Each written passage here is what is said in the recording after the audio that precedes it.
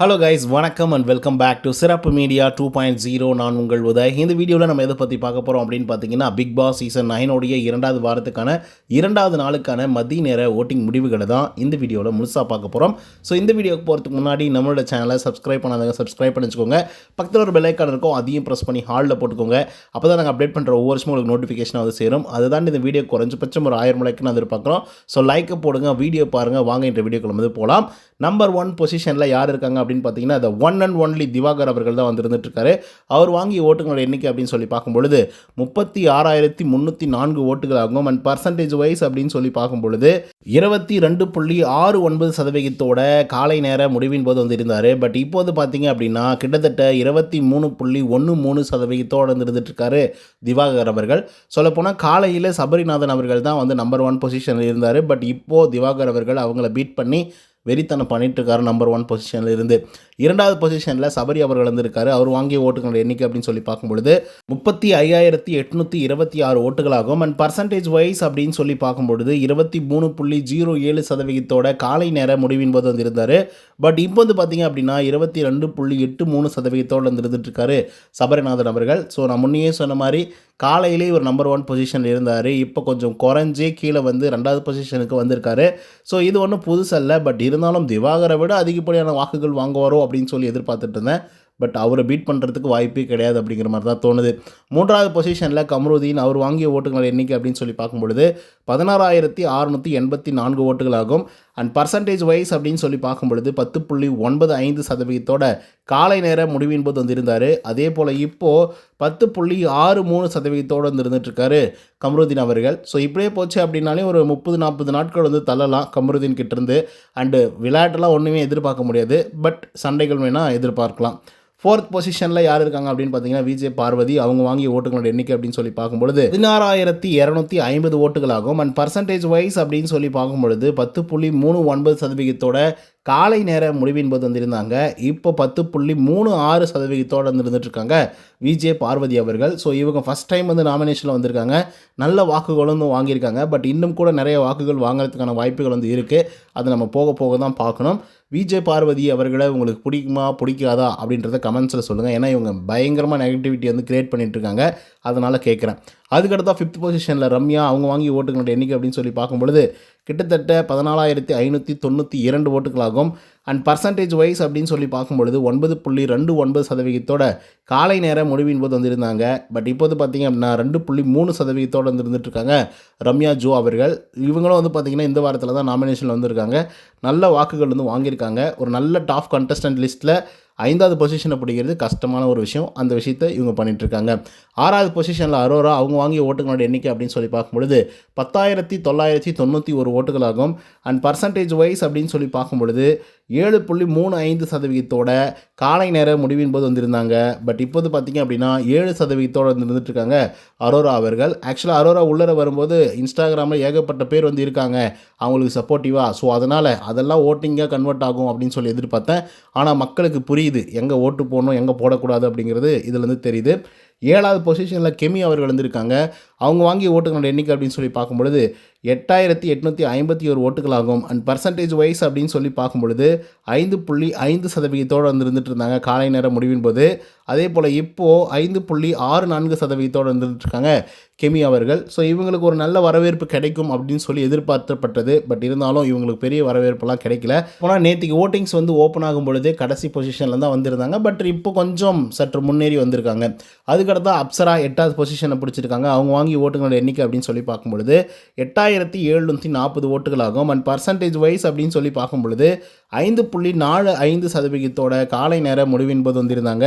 அதே போல் இப்போது 5.57% வந்துருந்துட்டுருக்காங்க நம்மளுடைய அப்சரா அவர்கள். ஸோ இவங்களுக்கு லாஸ்ட் வீக்கே ஒரு நல்ல ஓப்பனிங்ஸ் வந்து இருந்தது. எப்படியோ வந்து பிரவீன் காந்தி அவர்கள் வந்து போயிட்டார். ஸோ அதனால் இவங்க தப்பிச்சாங்க. ஸோ இந்த வாரம் வந்து தேழுவாங்களா அப்படிங்கிறத நம்ம பொறுத்திருந்தால் பார்க்கணும். அதுக்கடுத்து 9வது பொசிஷனில் எஃப்ஜே, அவர் வாங்கி ஓட்டுகளோட எண்ணிக்கை அப்படின்னு சொல்லி பார்க்கும்பொழுது 8,684 ஓட்டுகளாகும். அண்ட் பர்சன்டேஜ் வைஸ் அப்படின்னு சொல்லி பார்க்கும்பொழுது 5.31% காலை நேரம் முடிவின் போது வந்திருந்தார்.